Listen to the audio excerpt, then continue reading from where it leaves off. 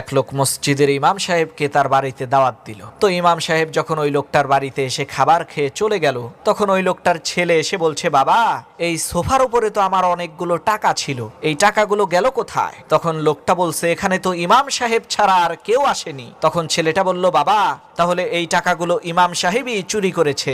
ছেলের এই কথা শুনে ওই লোকটা বলে উঠল, আরে বলো কি, ইমাম সাহেব তো খুবই পরহেজগার মানুষ, তার তো এই ধরনের কাজ করার কোনো কথা না। যদি তিনি করেও থাকে তবুও তার সামনে গিয়ে এই কথা জিজ্ঞেস করার সাহস আমার নাই। পরের বছর ইমাম সাহেব যখন আবার ওই বাড়িতে দাওয়াত খেতে এসেছে, তখন ওই লোকটার ছেলে ইমাম সাহেবকে বলছে, হুজুর, কিছু মনে কইরেন না, গত বছর যখন আপনি আমাদের এখানে দাওয়াত খেতে এসেছিলেন, এই সোফার উপরে অনেকগুলো টাকা ছিল, আপনি এখান থেকে চলে যাওয়ার পর টাকাগুলো আমি আর পাইনি। ছেলেটার এই কথা শুনে হুজুর কান্না করা শুরু করলো এবং বলতে থাকলো, আমি এই কারণে কান্না করছি না যে তুমি আমার উপরে চুরির অপবাদ দিয়েছো, আমি তো কান্না